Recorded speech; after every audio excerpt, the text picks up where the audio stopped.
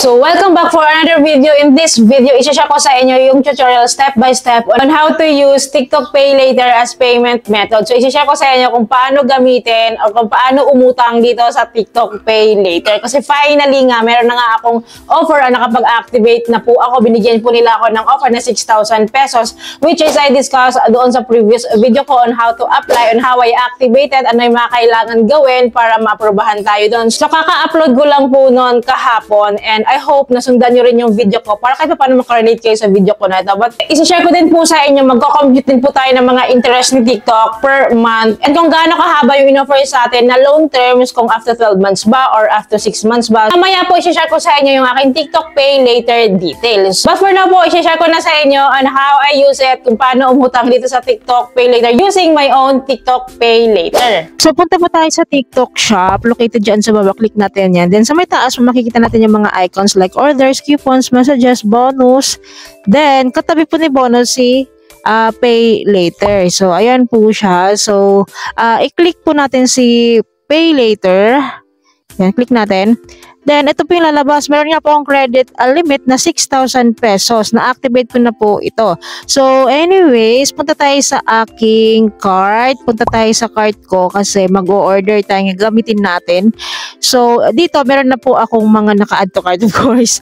Then, dito, i-click natin to si, ba ito? Ayan, tripod. Yung tripod na po ito, color white. Ayan, ito po yung gusto ko talaga i-check out. Which is, gagamitin ko na si Pay Later ko para matry ko naman.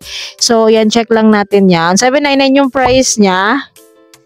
Ayan, so, i-click po natin si, ito, yung item. So, 730 pesos na lang. Discounted price siya kasi may TikTok coupons nga po. Yan po yung mga free shipping niya, vouchers niya. So, malaking bagay rin ito, 730 check out natin. Ayan, wait, check out natin ulit. Bumalik pala siya. So, i-check out po ulit natin. Then, makikita po natin dito, so, of course, yung order details natin, yung breakdown na. So, free shipping po siya, tapos may mga coupon siya, may mga vouchers. Then, makikita nyo dito, 730 pesos na lang po yung babayaran ko. Then, sa baba, makikita nyo yung payment method. So, visible po si Pay Later. Of course, si Pay Later po yung gagamitin natin as payment method here. So, yan, i-click lang natin to si, i-click po natin to si Pay Later. Then, lalabas tong mga payment options, like loan terms niya, I mean. So, click natin. So, dito po, meron siyang after 6 months to pay. So, 1 month, 2 months, 3 months, saka 6 months lang po yung choices. So, ngayon po, kukumputin natin yung interest nito per month. If 1 month to pay, 2 months to pay, 3 months to pay, or 6 months to pay, kukumputin lahat natin to para makita nyo kung reasonable ba and ayos ba talaga to. So, kumputin natin tong 1 month to pay. So, ayan, 700, ang balang total niya 751.9. So, minus 730. Yun yung total kasi na i-check out ko, diba? So, ito yung kikitain nila sa akin. 21 pesos lang sa 1 month. So, kunin natin yung interest. So, divide lang natin sa 730%. Yan. So, sa per month po, 3% lang ang interest niya. Ang baba po, So, kumpitin naman natin yung 2 months to pay. Let's see. So, sa 2 months to pay po, meron siyang 386.90 per month. Yan. So, computin natin. 386.90 times 2. Kasi 2 months nga siya. So, ito yung babayaran ko sa loob ng 2 months. 773. Okay pa rin, Ayan. So, minus natin sa 730 pesos na total amount na check out ko nga. So, 43.8 pesos lang yung babayaran ko. So, napakamura po. Reasonable siya. Magaan lang siya. So, divide natin sa 730% para makuha natin yung interest. Ayan. So, 6% lang sa loob ng 2 months. So, divide naman sa 2 months to pay. Ayan. Divide natin sa 2 months to pay. Yan, 3% per month po. Kasi 3 months to pay naman tayo. Meron siyang monthly na 265.23. So, 795.69 pesos. Minus 730. So, meron po silang kikitain sa atin sa loob ng 3 months sa 65 pesos. So, divide natin sa 730% para makita natin yung monthly interest. So, divide by 3 months. So, 2.9% lang. So, almost 3% din. So, sa 6 months naman po, meron siyang monthly na 143.57 pesos. Then, ito yung total niya, 861 sa 6 months. So, ito po yung kikitaan nila sa atin, 131 pesos sa loob ng 6 months po. So, grabe, no? Ang mura na po nito. Mura na po siya. So, divide natin sa 730% para makuha po natin yung interest per month nito. Ayan, 730%. Ayan, 18%. Sa loob ng 6 months. Divide natin sa 6 months ha. So, 3% pa din po. So, pare-parehas lang sila.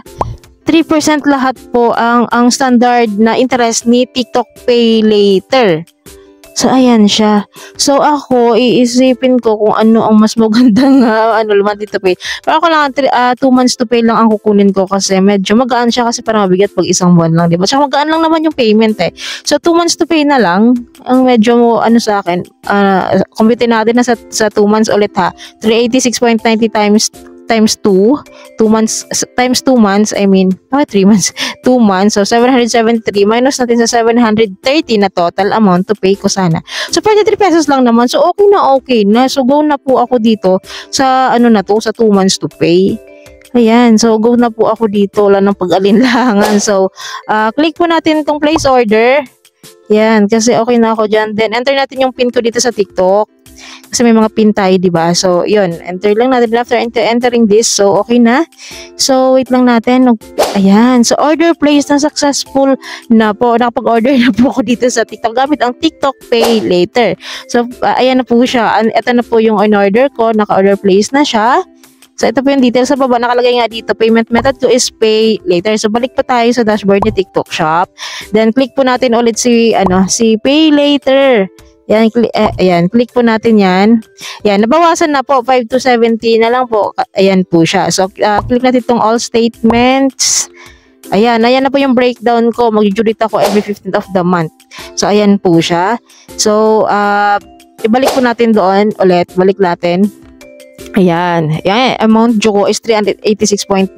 So, nandyan din po siya kung ano yung amount na binili ko. Naka-breakdown din po pala dyan. So, balik natin. So, click natin itong advance repayment para alam natin kung paano magbabayad dito. So, ganito po siya. Kung gusto natin mag-advance, type lang natin yung amount na nandyan, yung total amount. Ayan. So, click natin yung continue.